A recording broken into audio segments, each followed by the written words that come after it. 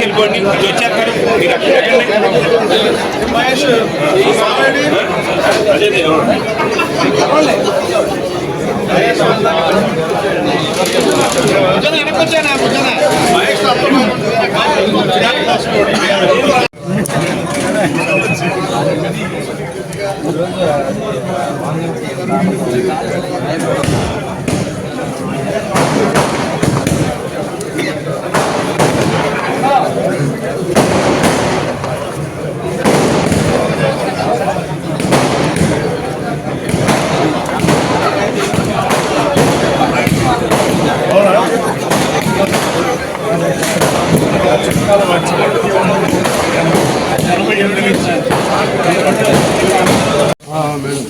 వచ్చేస్తారు మీరు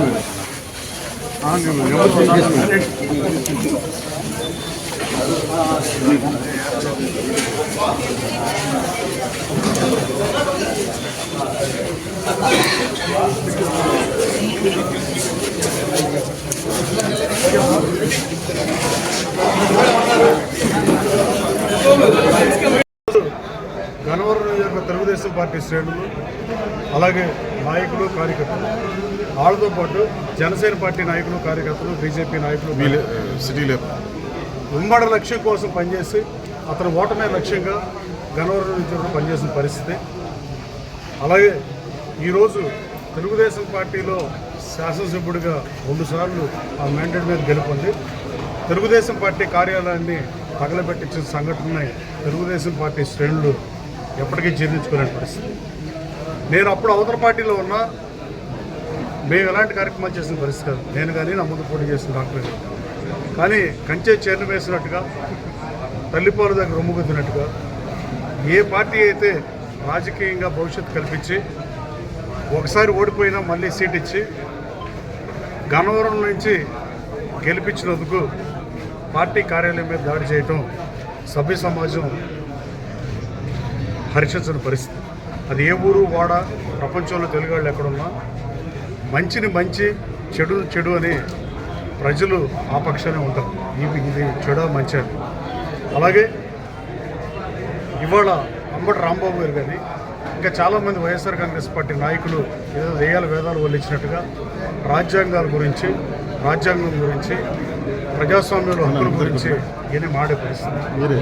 ఒక్కసారి ఆత్మావలోకనం చేసుకోవాల్సిన అవసరం. తెలుగుదేశం శాసనసభ్యుల్ని 4 ఏళ్ళు తీసుకుని మీరు చంద్రబాబు నాయుడు గారి ప్రతిపక్ష హోదా పోకూడదా అనుకుని సర్వశక్తులు వడ్డీ మీరు ఫెయిల్ అయిన మాట నిజం కాదని అనుకుంటున్నారు. మీరేమో ఉన్న ప్రతిపక్ష హోదా పోగొడతాకి పనిచేస్తారు.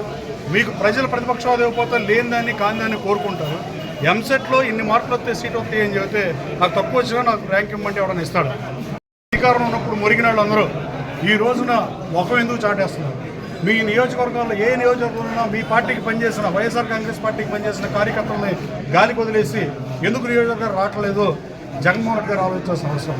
అలాగే గతంలో గన్నవరంలో 4,000 మంది మీద కేసులు పెట్టి ఆ రోజున ఈ జగన్మోహన్ రెడ్డి గారు మినపచేలో మీటింగ్ పెడితే రైతుతో కేసు పెట్టించిన పరిస్థితి, మీ సతీమణి గురించి వ్యాఖ్యానించిన పరిస్థితి, అన్ని చేసినా మీరు వలనపల్లిలో బ్రహ్మలింగ చెరువు గట్టు మీద నుంచుని ఇక్కడ అన్యాయంగా అక్రమంగా మట్టి జరిగింది, నా ప్రభుత్వం వచ్చినాక నేను ఎంక్వైరీ చేస్తానని చెప్పి మీరు ఇచ్చిన మాటను మీరు నిలబెట్టుకోలేక మీరు డాక్టర్ దుట్ట రాజేంద్ర గారు 2014లో ఆయన సర్వశక్తులు కొట్టి మీకోసం పోటీ చేసిన ఆయన కానీ నన్ను కానీ మాట్లాడినప్పుడే మీరు కామ్గా ఉండటమే మీరు దీన్ని యాక్సెప్ట్ చేస్తున్నారు దానికి నిదర్శనం.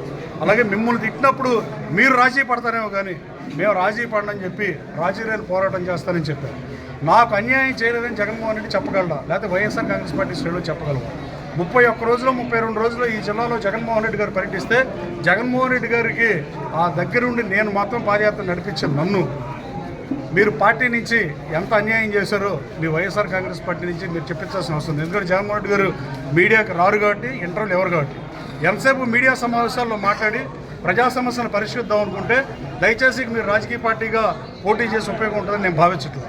మీడియా సమావేశాలు ఇవాళ కాంగ్రెస్ పార్టీకి ఒక సీట్ కూడా రాకపోయినా, కమ్యూనిస్ట్ సోదరులు ఉద్యమ నాయకులైన కమ్యూనిస్ట్ సోదరులకు కూడా ఒక్క సీటు ప్రాతినిధ్యం లేకపోయినా ప్రజాస్వామ్యంలో వాళ్ళ పార్టీలు నడుపుతూ మీడియా సమావేశాలు నిర్వహిస్తూ ప్రజల కోసం ప్రజా సంఘాలను కలుపుకుని వాళ్ళ వంతు ప్రయత్నంగా పనిచేస్తున్నారు. మీరు మాత్రం అన్నీ గాలికి వదిలి ఈ బూతులు తిట్టించే కార్యక్రమం తీసుకోవటం తెలుగు ప్రజలు హర్షించలేదు.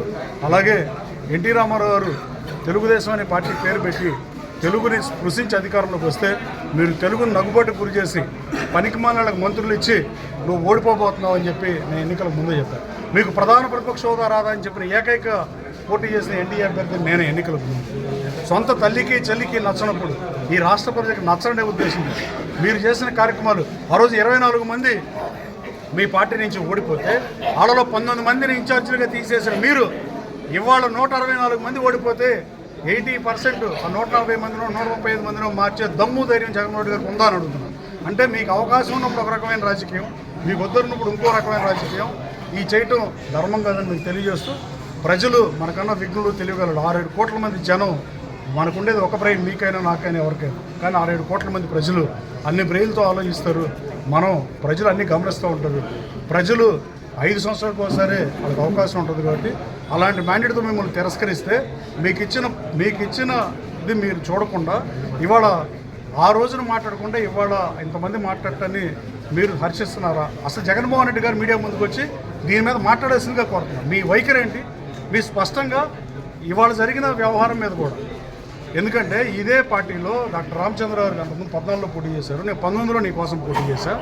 నేను తర్వాత తెలుగుదేశం పార్టీ నుంచి శాసనసభ అభ్యర్థిగా గెలిచాను. నేను ఎప్పుడు మిమ్మల్ని పరుషపదజాలతో మాట్లాడలా, చంద్రబాబు నాయుడు గారిని పొన్నెత్తి మాట్లాడలా. కానీ ఇప్పుడైనా తక్షణం మీరు స్పందించకుండా ప్రతిదానికి ఎవరెవరినో మాట్లాడిస్తాం భావ్యం కాదని మీకు చెప్తూ మీ స్పష్టమైన వైఖరిని తెలియజేయాల్సిన అవసరం ఉంది. రాబోయే కాలంలో తెలుగు భాష మీద ఇలాగే దాడి చేస్తాం, ఇలాగే బూతులు మాడతాం, ఇలాగే పార్టీ ఆఫీసు తగలెడతాం అనే వైఖరి ఉన్న మాజీ ముఖ్యమంత్రి గారు ఉంటే అది స్పష్టంగా చెప్పాల్సిన అవసరం ఉంది. ఇవాళ గన్నవరం నియోజకవర్గంలో తెలుగుదేశం పార్టీ శ్రేణులందరూ చాలా ఆ రోజు జరిగిన మదనపడి బాధపడిన దానికి ఈ రోజున వాళ్ళందరూ మంచి జరిగిందని భావిస్తారు. రాజకీయాల్లో గెలుపోవడం సహజం.